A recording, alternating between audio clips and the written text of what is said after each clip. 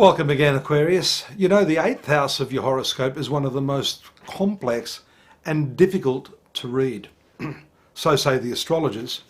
It's September 2016. I'm Dadhichi and I'm looking at your 8th house right now. And the reason being is that on the 1st of the month we see a very powerful new moon eclipse. A new moon that coincides with the nodes is an eclipse. So what this indicates in your 8th house is the hidden parts of your personality, the deeper emotional and transformative cycles of life are connected to this part of the zodiac. You don't only have the new moon eclipse taking place there this month, but you do have Mercury and Jupiter also transiting this area, and Mercury right now is retrograde. So there's a lot of focus, a lot of energy going on in this area of your life. The 8th house is not always considered a good house, but I've heard conflicting reports on this. In some draconian schools of astrology, it's called the house of sin, demerit, accidents, injuries, losses, privation, and death. On the other hand, some of the more progressive astrologers, and I'd like to consider myself a little bit progressive, look at this part of your horoscope as a transformational area of the zodiac. So when the new moon takes place there, it's almost as if those bad habits, those sort of traits of your personality that you can't seem to overcome, open up, and in this cycle you're able to more easily remedy that. You're more easily able to give up smoking, or to stop womanizing, or to stop eating chocolate at 3 a.m. in the morning like I do. It's just an opening up and an intuitive understanding of what to do, how to proceed to remove that, and a connecting of the dots as to how that may be adversely affecting you as a person and your success quotient. So I would have to say that for you this is a very, very significant month.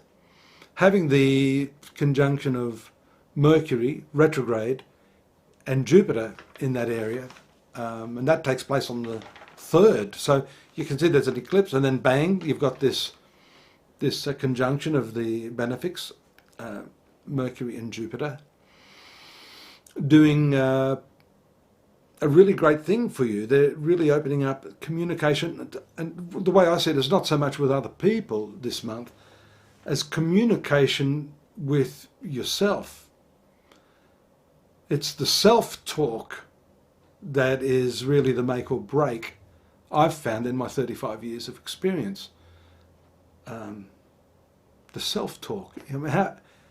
What are your self-conversations like? I mean, are you in conflict with yourself?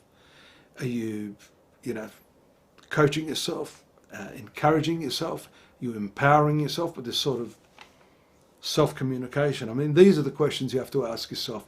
And they are the questions you will ask yourself under these transits. The 8th house, moving away a little bit from the purely psychological and spiritual ramifications, have to do with sex and also money. These two things are things we share with other people, which is why the 8th house is called the house of shared resources. And when you've got so many planets in that area, it is obviously dominating the awareness. But sometimes it can be top heavy, it can be an over-exaggeration of those things. So you need to be careful, especially with the retrogression of Mercury. That planet goes direct on the 22nd, to be exact. And so what that means is that any decisions you are planning to make during this cycle need to be done so with absolute circumspection, consultation, and careful forethought as to the results of that. It's a well-known fact, although I don't agree with it completely, that the retrogression of planets is necessarily bad. Mercury does tend to require you to think things through a little more diligently, more carefully, in consultation with others who may have more knowledge of these things, especially if we're talking about shared resources like money, taking loans and that type of thing. The eighth house does relate to your bank manager, to tax, to business ventures where money is invested as equity. So do look at these sorts of things in a way that is not rushed, is what I would say to you. And by doing that, I think the new moon there will indeed bring with it a whole new gamut of opportunity. And when is that likely? I would say, firstly, you have to wait for that forward movement of Mercury, which I've just said takes place on the 22nd. But of course, there's a full moon on the 17th, which is the other end of the spectrum of the new moon, and that takes place in the sign of Pisces, which is your second house of income and financial ability. So there we see a formidable sort of set of patterns of planetary energies augmenting your opportunities financially. Not to mention the fact that the conjunction of Mars and your ruler, one of your rulers, Saturn, in the 11th house of profitability and income and fulfillment of dreams, is also now passing and relieving you of that rather frustrating energy that would have been devitalizing you over the past few months. So all in all, a very, very good month. I haven't talked much about your personal relationships. That's ruled by the sun, and there we see the sun moving in the 8th house. Probably not going to improve things much or be too much to jump up and down about until the 23rd, when it moves into the 9th house. There we see a better position for the sun, although it's debilitated in the 9th house.